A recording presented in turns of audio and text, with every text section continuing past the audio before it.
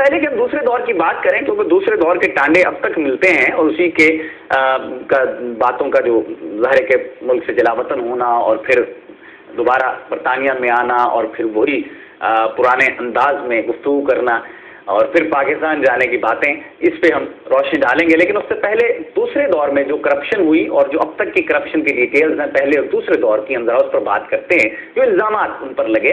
क्योंकि बकौल शख्स से पाकिस्तान में जब बात होती है कभी करप्शन की तो कहा जाता है जनाब सबूत कोई नहीं मिला, क्योंकि जाहिर है अगर बड़े लोग जब भी इन्वॉल्व होते हैं किसी चीज़ में तो कच्चा काम शायद कोई भी ना करता हो।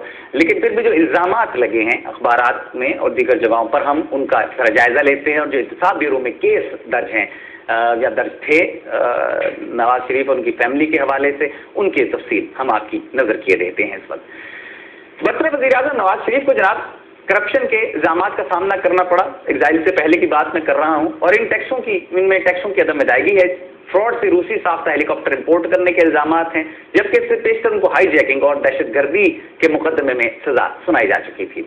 अटक किले में नवाज शरीफ के खिलाफ टैक्सों की अदम अदायगी और असाफ़जात पोशीदा रखने के इल्ज़ामात में मुकदमा चला।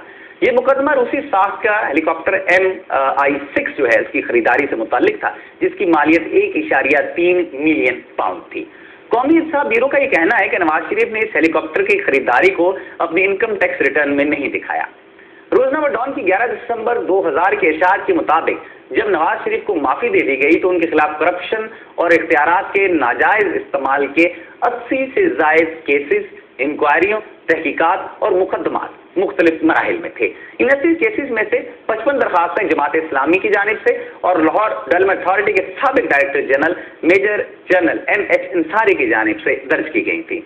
जनरल अंसारी का कहना था कि इनमें से 10 दरखास्तों की जो तहकीकात हैं वो मुकम्मल हो चुकी थी और वह अदालत में पेश होने के लिए तैयार थी।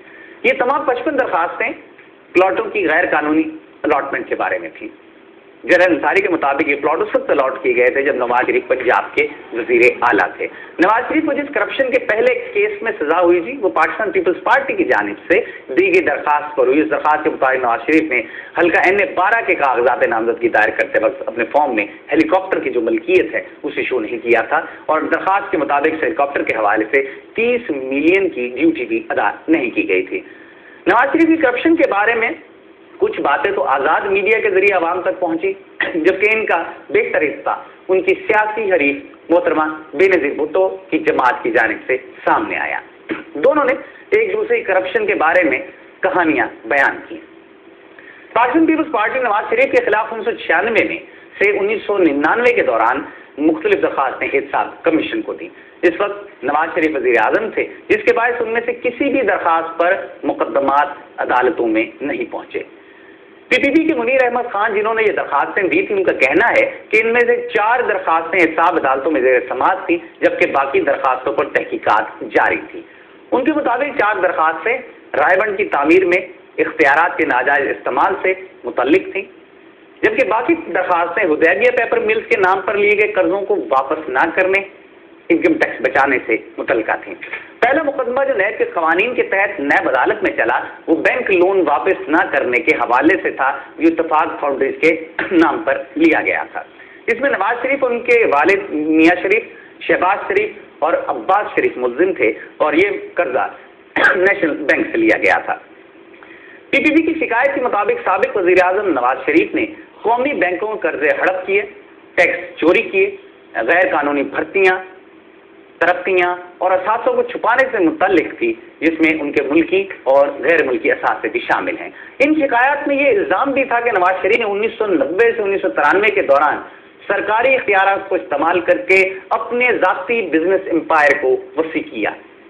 PPP की दरखास्तों के मुताबिक इस अरसे के दौरान जो कर्जे लिए गए उनकी मालियत 9 बिलियन थी, जबकि उनके सनती यूनिट 9 से 20 हो गए। तेजी से तरक्की का मैंने आपसे पहले तज़किरा किया कि वही बात आ रही है।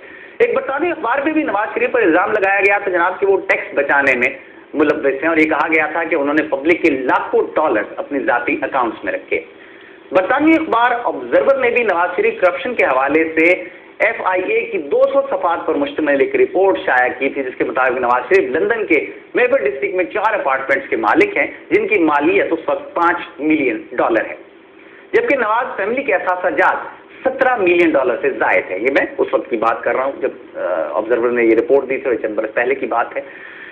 इस रिपोर्ट के शाया होने से नवाज शरीफ के खिलाफ अपोजिशन ने शदीद तनकीद की और उस वक्त गुज़ारे के हुकूमत में थे उनसे मुस्ताफ़ी होने का मुतालबा किया। इस रिपोर्ट के मदरजात पर साबिक वज़ीर दाखिला नसीरुल्लाह बाबर साहब ने तबसरा करते हुए उस वक्त कहा था कि जो कुछ सामने आया है असल आदाद शुमार इससे कहीं ज़्यादा हैं। उन्होंने कहा कि नवाज शरीफ की करप्शन के हवाले से उन्होंने तहकीकात मुकम्मल कर ली हैं, लेकिन उनकी हुकूमत खत्म हो गई। उन्होंने दावा किया कि नवाज शरीफ ने करप्शन के इल्जामात को दबाने के लिए अपना असर और रसूख इस्तेमाल किया। ऑब्जर्वर की ये रिपोर्ट नवाज शरीफ हुकूमत के लिए एक जबरदस्त धचका साबित हुई, जो पहले ही मौशी नाहमवारियों, आईनी तरामीम और इस्लामिक कवानीन के हवाले से मुश्किलात का शिकार थी।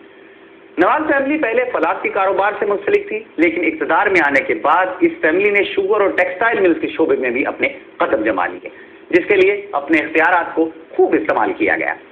1980 से 1990 के दौरान उन्होंने कारोबार को बिजनेस एम्पायर की शक्ल दे दी और ये सब कुछ उस वक्त हुआ जब वो ताकत में थे। 1990 में उन पर इस्लामाबाद लाहौर मोटरवे और येलो स्कीम में कमीशन लेने के इल्जाम भी आयद किए गए। आयरन स्क्रैप के हवाले से भी उन पर करप्शन के इल्जाम आयद हुए, जिनकी ड्यूटीज में घपलों की खबरें अखबारों में छपती रहीं। मालियाती इदारों को लूटने के हवाले से 4 अफराद का टोला मशहूर था, जिसमें नवाज शरीफ, चौधरी बिशारत इलाही जो ज़ियादत के बरादर रिस्पती थे, चौधरी बरादरान और सैफ के दाम शामिल थे। इन तमाम इल्जामात ने उस वक्त के सदर गुलाम इसाक खान को एमुनेशन फराहम किया, जिसके बाद उन्होंने नवाज हुकूमत को बरतरफ करके बल्ख शेर मज़ारी को निगरान वज़ीर आज़म मुकर्रर कर दिया। इनका कहना था कि पाकिस्तान की तारीख में नवाज शरीफ वो वाहिद वज़ीर आज़म थे जिन्होंने अपने कारोबार को फैलाने के लिए मनपसंद पॉलिसियां बनाई और उनका सिर्फ एक नुकाती एजेंडा था और वो पैसा इकट्ठा करना। नवाज शरीफ के खिलाफ करप्शन के इल्जामात का सिलसिला बेनज़ीर हुकूमत के दौरान भी जारी रहा और खुद नवाज शरीफ साहब का कहना था उस वक्त कि उनकी फैमिली के खिलाफ करप्शन के 150 से ज़ायद मुकदमे बनाए गए, लेकिन उनमें से कोई भी साबित नहीं हो सका। नवाज शरीफ ने प्लॉटों की गैर कानूनी अलाटमेंट के हवाले से LDA को 2 बिलियन रुपए का नुकसान पहुंचाया। इल्जाम जो हो रहे हैं उनकी बात कर रहे हैं, जबकि उन पर बैतुल माल से, जो कि ज़कात फंड था और गरीबों के लिए था, उससे 200 मिलियन रुपए और तामीर वतन प्रोग्राम से 845 मिलियन रुपए बिला वजह खर्च करने का इल्जाम भी आयद किया गया था उन मदों में जहां पर यह रकम खर्च नहीं होनी चाहिए थी। 1990 से 1993 के दौरान नवाज शरीफ पर जो बड़ा इल्जाम आयद किया गया वो बैंकर्स इक्विटी से शुगर मिलों के लिए हासिल किए जाने वाले कसीर तादाद में कर्जा जात थे, और जब नवाज शरीफ की हुकूमत बरतरफ हुई तो बैंकर्स इक्विटी के चेयरमैन को मज़कूरा खिदमात के सिले में बासाहबी दोस्तों के मुताबिक उन खिदमात का मुआवजा ये दिया गया कि पाकिस्तान मुस्लिम लीग सेक्रेटेरिएट इस्लामाबाद में उन्हें ऑफिस सेक्रेटरी मुकर्रर कर दिया गया। 1970 में जब जनरल ज़ियाउल हक ने नवाज फैमिली को इत्तफाक फाउंड्री वापस की और नवाज शरीफ को फाइनेंस मिनिस्टर के ओहदे पर तैनात किया तो इस वक्त फैमिली के पास 5 कंपनियां थीं, जिनमें Ittefaq textile, Nawaz Shahbaz enterprise, Javed Pervez enterprise, Ittefaq brothers limited, Khalid Siraj industries और उसके बाद फिर नए इंडस्ट्रियल यूनिट कायम हुए, जिसका हवाला मैं आपको पहले भी दे चुका हूँ। इनमें 1982 में इत्तफाक शुगर मिल, 1983 में brother steel, 1986 brother textile mill, 1987 में इत्तफाक टेक्सटाइल यूनिट और 1988 में खालिद सराज टेक्सटाइल मिल्स। उसके बाद फाइनेंस मिनिस्टर से वज़ीर आला बन गए जनाब, और पहले दौरे हुकूमत में ब्रदर शुगर मिल और रमज़ान शुगर मिल पर भी काम शुरू हुआ। और जो नवाज शरीफ वज़ीर आज़म बने, मियाँ मोहम्मद शरीफ साहब ने अपने दूसरे शराकतकारों से अलग होकर प्रोजेक्ट तैयार करने शुरू कर दिए। वज़ारत उज़्मा के दौर में नवाज शरीफ ने बैरून मुल्क बैंकों से, न सिर्फ अंदरून मुल्क बल्कि बैरून मुल्क बैंकों से भी कर्ज लिए और अपने कारोबार को उन्होंने महफूज बनाना शुरू कर दिया, जिनके बारे में वज़ीर दाखिला नसीरुल्लाह बाबर का कहना है कि ये बेनामी अकाउंट्स थे। 3 अगस्त